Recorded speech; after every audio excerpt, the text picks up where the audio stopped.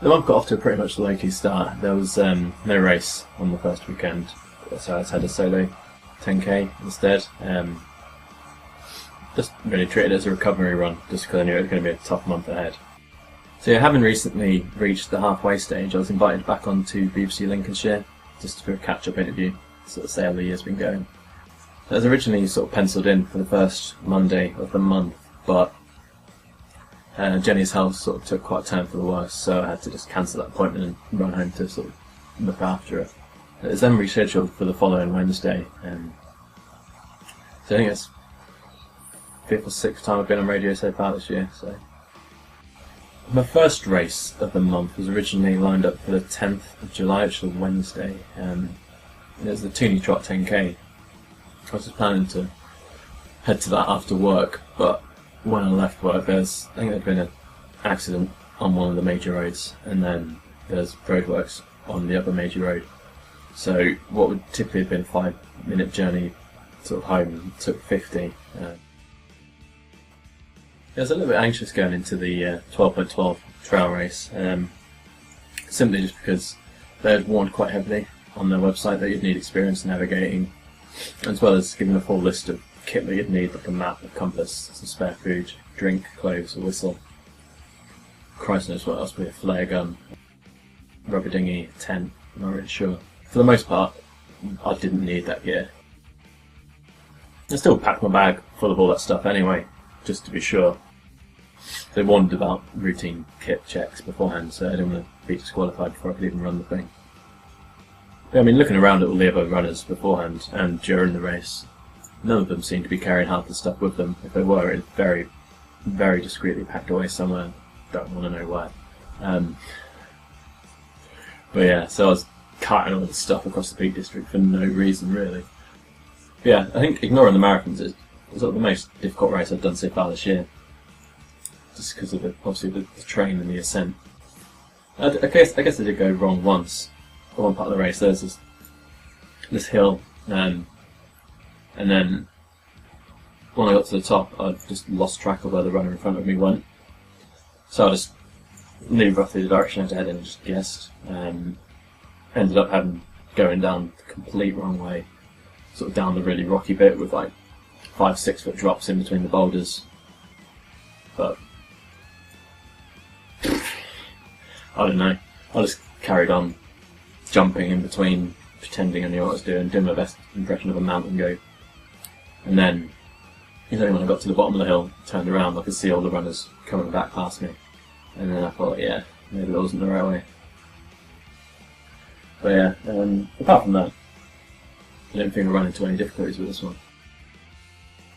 At various points this year, there's been the opportunity to do sort of more than one race in a weekend, whether it's on sort of a Wednesday or a Friday, or and then a Saturday and a Sunday, or any sort of combination of the above, really.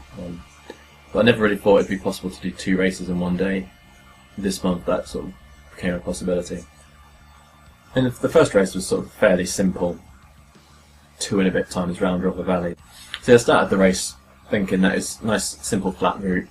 Twice round I could get a decent time, but within the first half a mile my legs just had other ideas, so eventually just had to slow the pace down a little bit and just treat it as a warm-up really for the afternoon's race.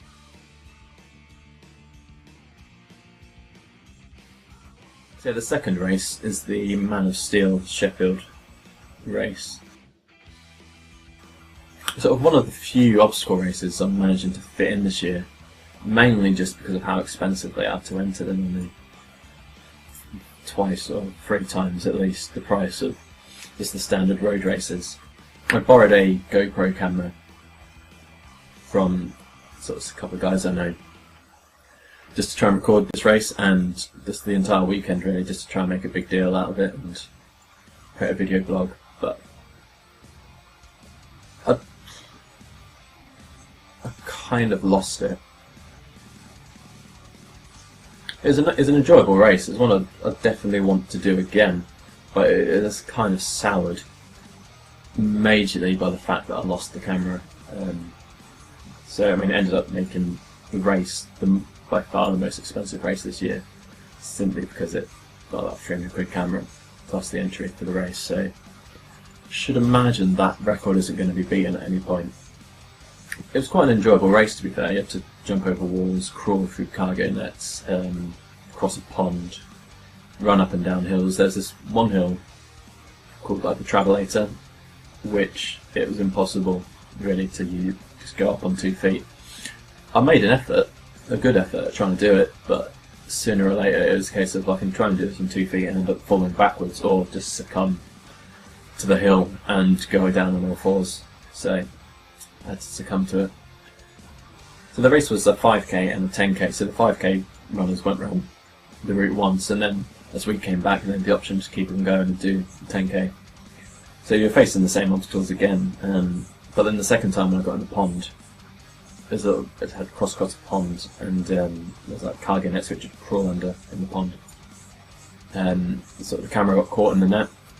There's a guy behind me jumped in, sort of grabbed the cargo net to try and pull himself under it. Camera got caught, flung in the pond. And I think I spent about 5-10 minutes on my hands and knees, as much as I could, in the pond, trying to sort of root around, trying to find it. But as each runner kept coming through, obviously anything was being disturbed, so Christ knows where it was. Some duck or some swan is filming some quite extravagant adventures somewhere, I imagine, but it's gone.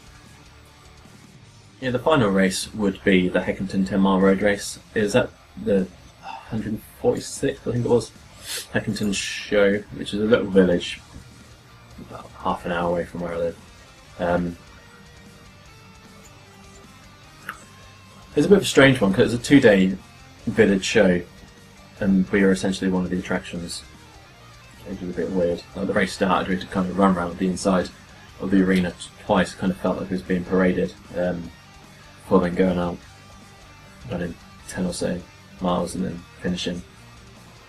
I'd like to be able to say more about this race, sort of trying to describe this race in some kind of detail, but in truth you're just running through country lanes and past farms and stuff, so aside from talking about all the alpacas and yeah, there's alpacas, that was quite cool.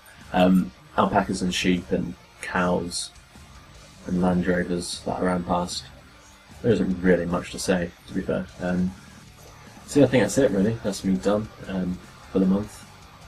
Looking ahead, August, this weekend I've got the York 10k, which I'm looking forward to.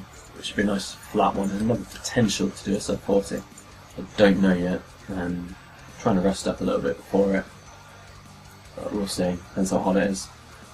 It was originally the plan to run the York 10k in full Viking garb. I tried to get in touch with the Jorvik Centre, but I didn't really have any luck. That's why in some of the photos you see me sort of wearing quite a scraggly looking beard. Yeah, I might get in touch to see if it's possible for the Yorkshire Marathon in October, but I'm not particularly sure I want to run 26 miles in all that. But we'll see. I mean, yeah, next weekend me and Jenny are supposed to be going to Bloodstock, which is a metal festival, and it's all very much hinging on whether her health is good enough for us to go. It's going to be very much a last minute decision. We're both hopeful, but we'll see how it goes. But even though I'm in a field in the middle of Derbyshire with tens of thousands of naked, sweaty, hairy men, it doesn't stop me running, because on that Sunday I've got a 10k booked about half an hour away. So I still don't manage to get a weekend off, even though it does mean missing that band I've waited quite a few years to see. So to make the decision there whether it's worth getting in another race or just seeing another band. So yeah, I'm hopeful that August will be a bit more successful, really. First of all, I hope to get sub 40 10k. I hope that we both manage to get to Bloodstock. I hope Jenny's health improves, and I also hope that I don't throw £300 in the middle of a pond in Sheffield somewhere. One final bit actually. I'm still currently holding a raffle. I think I've got over 400 quid's worth of prizes. Various cool things, just reading off here. Family tickets to like some stately homes, some museums, that kind of thing. Gym passes, meals for two, gift vouchers. So I mean, tickets only cost £1. I still need to kind of confirm when the draw is going to be made. I need to start some tickets, to be fair. I'll put a link in the description for how to buy tickets and just more information on what the actual prices are. Or you can just click there, and then that will give you the link.